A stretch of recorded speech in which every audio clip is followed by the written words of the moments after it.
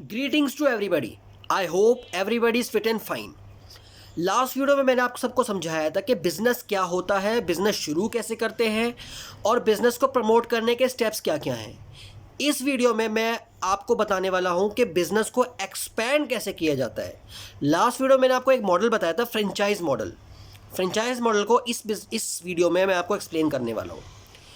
Business को expand करने के 6 स्टेप्स मैं आपको बताने वाला हूँ। स्टेप पहला, adding different product services into existing business. That means अगर आपका कोई भी एक पर्टिकुलर बिजनेस शुरू हुआ है जिसमें कुछ प्रोडक्ट्स हैं लाइक 10 और 20 और समथिंग जो भी है, अगर एक एग्जांपल लें ग्रोसरी स्टोर, आपने 10 से 20 प्रोडक्ट से आपने ग्रोसरी स्टोर खोला है किसी भी एक पर्टिकुलर एरिया में। फॉर एग्जांपल हम फरीदाबाद का लेते हैं, ठीक है। फरीदाबाद के किसी एक पर्टिकुलर एरिया, सेक्टर हो या किसी जोन में हो या किसी भी एक इलाके में हो, हम वहाँ पे एक बिज़नेस का एग्जांपल लेते हैं ग्रोसरी का। तो ग्रोसरी स्टोर आपने खोला 10 से 15 प्रोडक्ट के साथ में।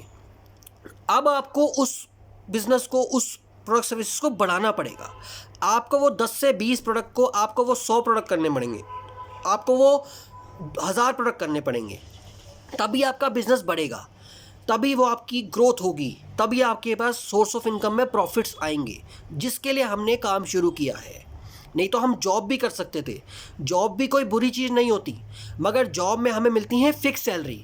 आप पूरे महीने गए, आपने कुछ आवर्स दिए और अपने स्किल्स को यूज़ किया और आपको पर मंथ की फ़िक्स सैलरी मिलेगी। बट आप ज़्यादा कमाना चाहते हैं, फ़िक्स सैलरी से ज़्यादा कमाना चाहते हैं, इसलिए आपने वो बिज़नेस शुरू किया है। तो इसके लिए आपको मेहनत ज़्यादा करनी पड़ेगी, आपको आवर्स ज़्यादा देने पड़ेंगे, पर डे के आवर्स ज़्यादा देने पड़ेंगे। उसके लिए आपको बिज़नेस में स्ट्रेटजीज़ लगानी पड़ेंगी। अब आपको प्रोडक्ट सर्विसेज को बढ़ाना है। उसके बाद नेक्स्ट स्टेप आप क्या कर सकते हैं, जो कस्टमर्स आपके हैं, जो सेटिस्फाई कस्टमर हैं या नए कस्टमर्स आ रहे हैं, आपको उन न्यू प्रोडक्ट सर्विसेज को, न्यू ब्रांड या न्यू कोई भी कंपनी शुरू हुई है जिसके नए प्रोडक्ट सर्विसेज आए हैं, आपको उनको उन कस्टमर्स में, एग्जिस्टिंग कस्टमर या नए कस्टमर्स में आपको प्रमोट करना होगा। आपको उन लोगों को उसके यूजेस, उसके बेनिफिट्स बताने होंगे, सो दैट वो उन प्रोडक्ट सर्विसेज को लें। मार्केट में डिफरेंट काइंड ऑफ प्रोडक्ट्स आते हैं, जैसे फॉर एक एग्जांपल लेते हैं हम सोप्स का। सोप बहुत तरीके के आते हैं, अलग अलग एडवर्टीजमेंट है, अलग अलग उसके बेनिफिट्स हैं, बट आपको वो उसमें प्रॉफिट ज़्यादा मिलेगा। वो नई फर्म जो होगी वो आपको प्रॉफिट ज़्यादा देगी आपको। तो उसके लिए आपको उस प्रोडक्ट को पहले तो टेस्टिफाई करना पड़ेगा, कि वो टेस्ट करना पड़ेगा कि वो चेक कि प्रोडक्ट है क्या, या प्रोडक्ट का फ़ायदे है कि नहीं। उसके बाद आप उसको अपनी शॉप पे रखेंगे। शॉप पे रखने के बाद आप नए कस्टमर या एग्जिस्टिंग कस्टमर्स को बताएंगे कि ये प्रोडक्ट आप हमसे लें।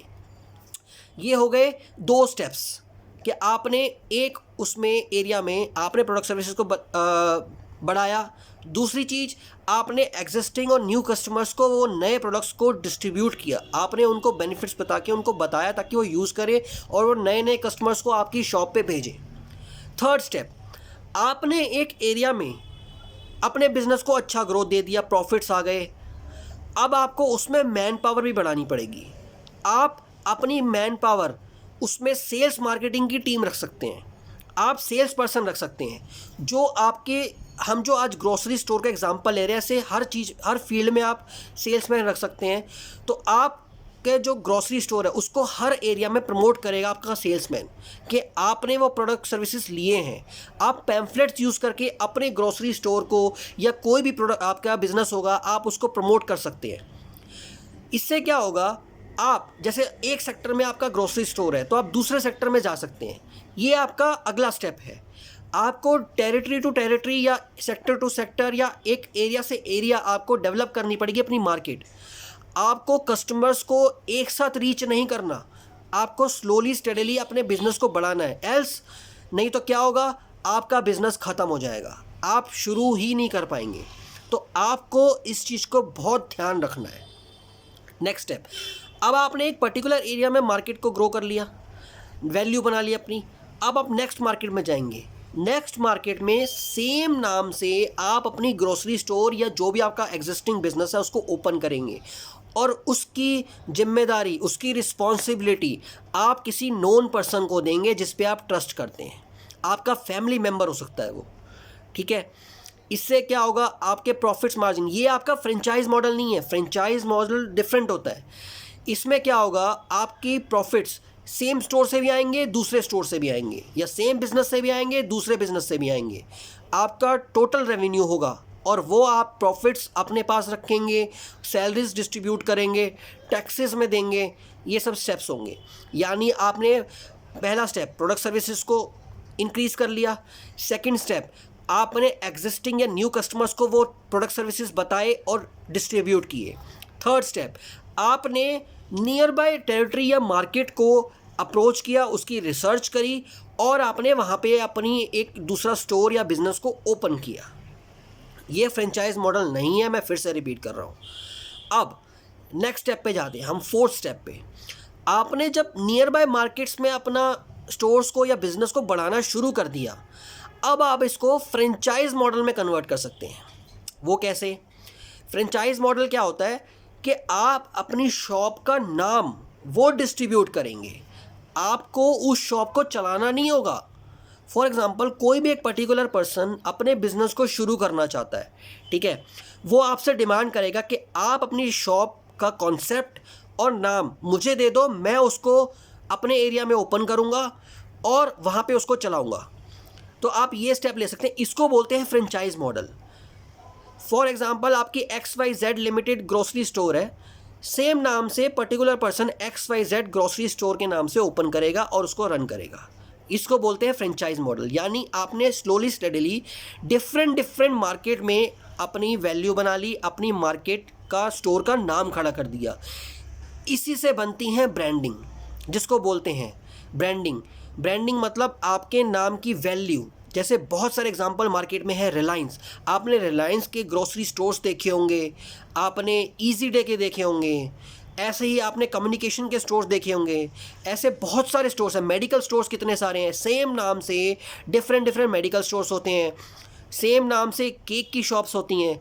ऐसे बहुत सारे बिजनेस होते हैं जो अलग अलग नाम से, डोमिनोज, मैकडी एक फ्रेंचाइज मॉडल है। अगर आप मैकडी को लेने जाएंगे तो आपकी करोड़्स में आपको मैकडी के ओनर को अमाउंट देना होगा उसकी रॉयल्टी का, और वो उसके बाद आपको परमिशन देगा अपने एक एरिया में मैकडी का स्टोर ओपन करने के लिए, जिसको आप रन करेंगे।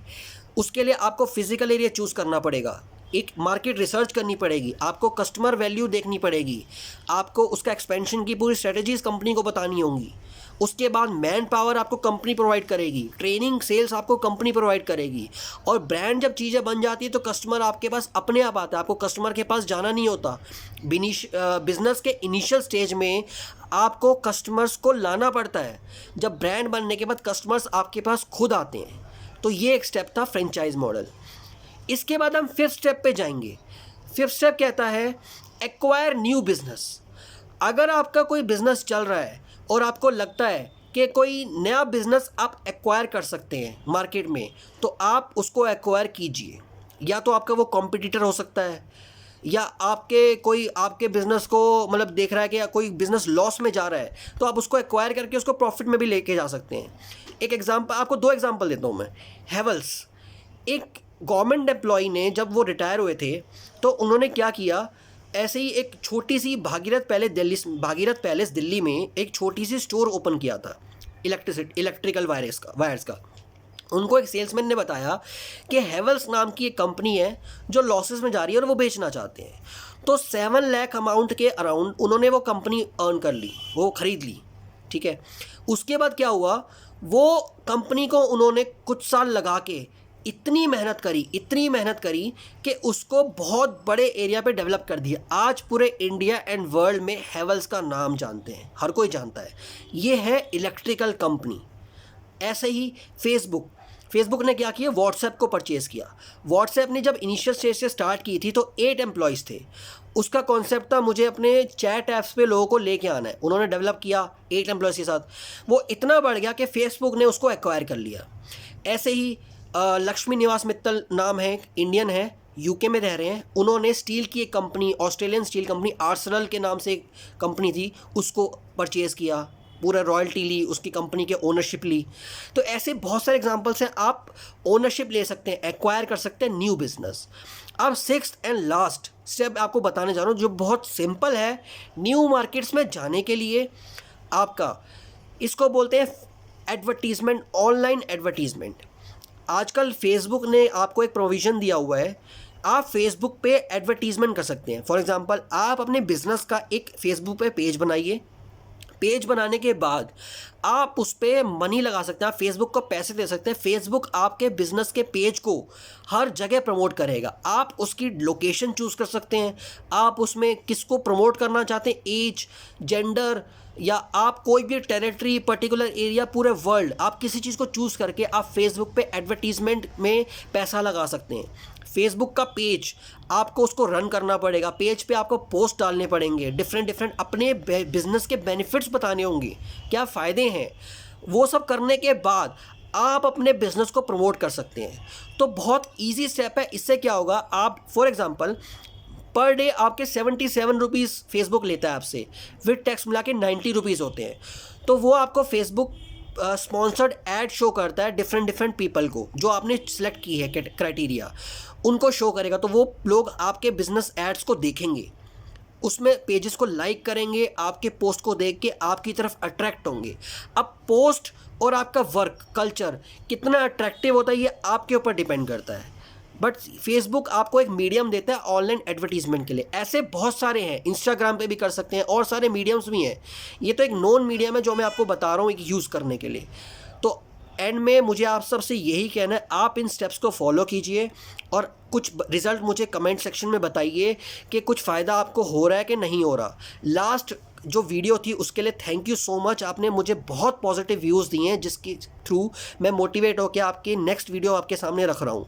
प्लीज़ आप मुझे बताइएगा कि कुछ और सजेशंस दीजिएगा कि मैं क्या हेल्प कर सकता हूँ आप सबकी, और मेरी वीडियो को प्लीज़ लाइक कीजिएगा, चैनल को सब्सक्राइब कीजिएगा, और कमेंट सेक्शन में बताइएगा कि कैसी वीडियोस बन रही हैं, और कोई सजेशन चाहिए दे सकते हैं आप, या आपको चाहिए हो तो प्लीज़ आप मुझसे कांटेक्ट करें। Thank you so much.